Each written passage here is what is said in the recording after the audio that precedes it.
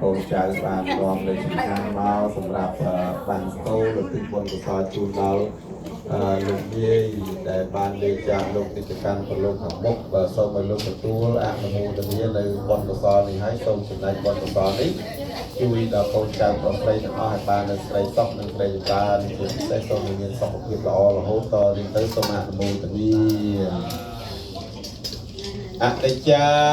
វតសង្ខារាឧបាទវយធម្មិដោឧបាយចិត្តវានិរយឆន្ទទេសង្ឃោបសមោសុខោអចិរੰវតយ៉ាងកាយយោបថវੰអធិសេសតិចតោអបេតវៃញាណោនិរតថੰវកលង្ការੰអយុស្មាចវេញាណੰយតិកាយ៉ាងចហន្តមੰអបវត្តោតតិសេនវកលង្ការੰយថាទាំងដេនតកោបាឡោភាវោបាយចេនតកោចរੰអេវੰចរិយចមៃយងបាយចេ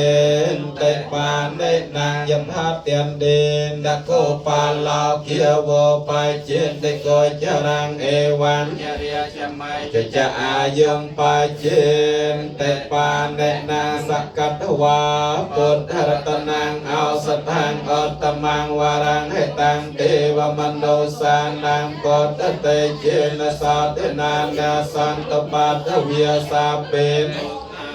វសមេនតទេសកត្វាធម្មរតនាងអោសថាងអតមੰវរੰបរិលាហោបសមនាងធម្មតេចេនសោទនានាសន្តបាតវិសាពេនយយវោបសមេនតទេសកត្វាសង្ឃរតនាងអោសថាងអតមੰវរੰអហុណៃយ៉ាងបាហុណៃយ៉ាងសង្ឃតេចេនសោទនានាសន្តបាតវិសាពេរោគាវោបសមេ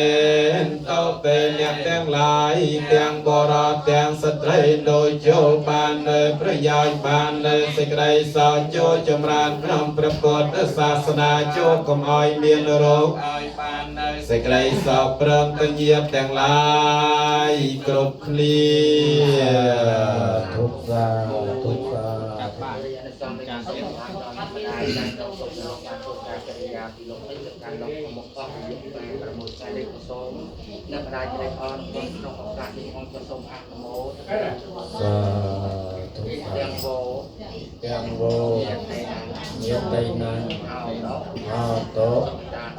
អតតាហោតោយតយោអនិទានីរីផលតិរីចូលមានដល់ញាតិទាំងឡាយសូមញាតិទាំងឡាយចូលជាអ្នកដល់ទៅនៃសុខចរ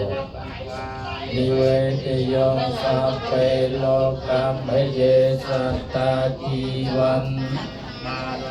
ទុក្កាមនោញ្ញងភោចនំសាពេអន្តមមេតសាតេទុក្សាទុក្ខាអូយមានលរីហើយបាទមានកូន